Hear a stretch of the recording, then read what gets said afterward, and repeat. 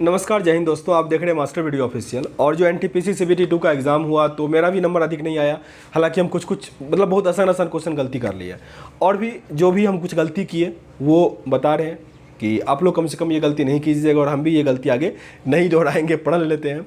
तो ध्यान से देखिएगा। और आवाज़ थोड़ा हो सकता है गड़बड़ हो क्योंकि सर्दी है, फीवर भी है, तो थोड़ा उसको कॉपरेट कीजिएगा।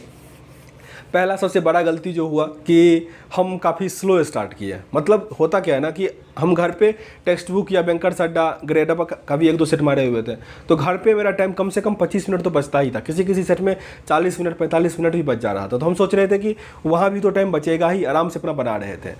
तो आराम से बना रहे थे, जिस चक्कर में क्या हुआ 40 तक प्रश्न जो था ना वो आराम से हम पूरा एक्यूरेसी के साथ बना रहे थे। 40 में मेरा 35 क्वेश्चन सही बना हुआ था, आराम से जा रहे थे। और जो भी थोड़ा डाउट था ना उसमें हम वो सेव मार्क वाला नहीं होता है वो करके कि फिर से उसको देखेंगे, ऐसा करके बना रहे थे।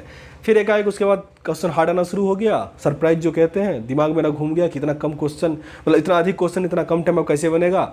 और फिर जो होता है ना मन ये हो जाना, तो वो हो गया और नहीं कर पाए। तो इससे ये हो गया कि आप स्टार्टिंग से ही फास्ट में बनाइए।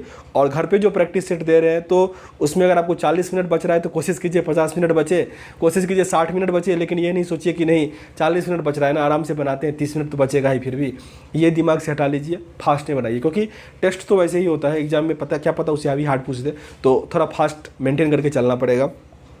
दूसरा जो हम गलती की, अपना पैटर्न चेंज कर लिए। और ये हम पिछले 2 साल से 3 साल से कर दिए हैं, जब से रेलवे या बीपीएससी दरोगा इस सब का एग्ज़ाम दे रहे हैं। क्योंकि इससे पहले जब हम बैंक का तैयारी करते थे, बैंक का एग्ज़ाम देते थे और या एसएससी का सीजीएल सीएचएसएल देते थे, तो उस टाइम में मेरा स्पीड काफ़ी बढ़िया था। उस टाइम में मतलब स्पीड क्या, स्ट्रेटेजी बढ़िया था।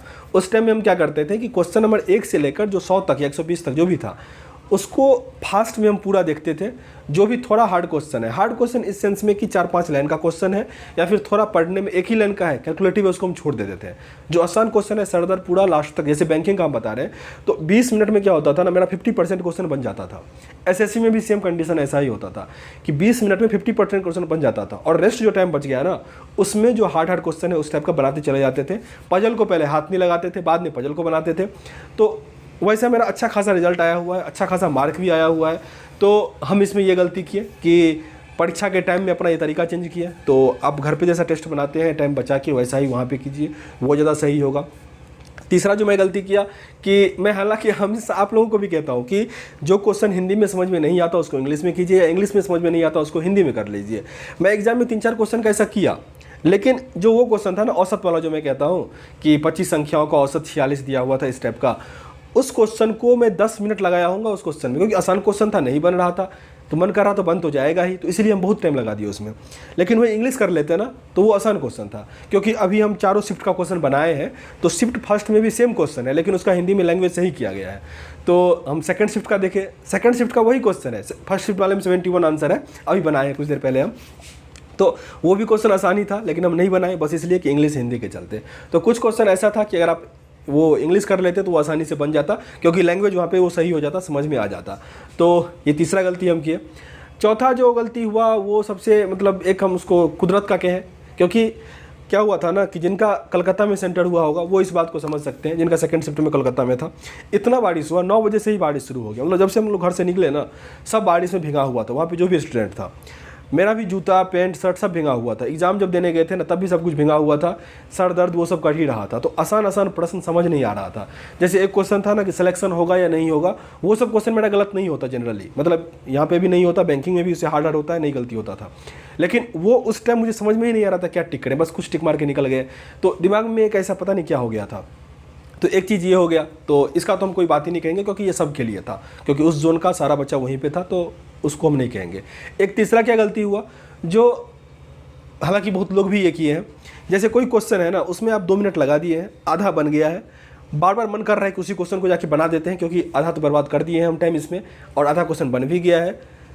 और जब भी बनाने जाते थे तो शुरू से करना पड़ता था। उस चक्कर में हमको बहुत टाइम, 4-5 क्वेश्चन जो था ना, जैसे चक्रवृद्धि ब्याज का हो गया और ये सिटिंग अरेंजमेंट का रीजनिंग वाला, बहुत टाइम बर्बाद किया वो सब क्वेश्चन मेरा। तो कभी भी जिस क्वेश्चन में वीडियो उसको पूरा बना दीजिए, यानी तो उसको ट्राई ही नहीं कीजिए। अगर बहुत हार्ड है, कंसेप्ट आपका क्लियर नहीं है, उसको छोड़ दीजिए, समझ में नहीं आ रहा छोड़ दीजिए, फिर बाद में ट्राई कीजिए। क्योंकि रीजनिंग क्या होता है ना, कब आपका किस टाइप का दिमाग लगेगा ना, वैसा होता है। रीजनिंग आसान या हार्ड नहीं होता।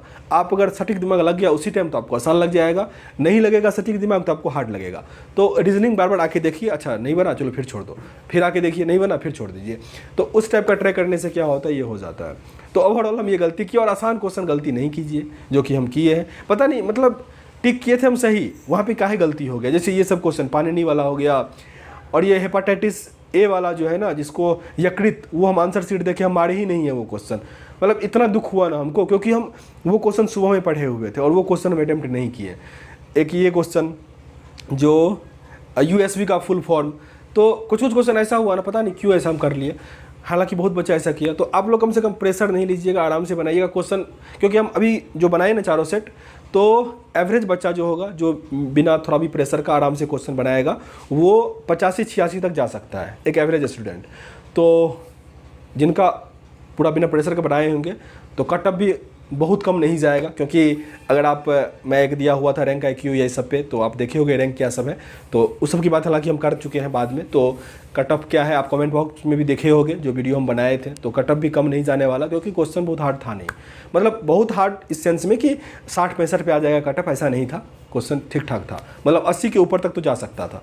तो यह इस वीडियो में इतना ही, मिलते हैं नेक्स्ट वीडियो में, तब तक के लिए जय हिंद।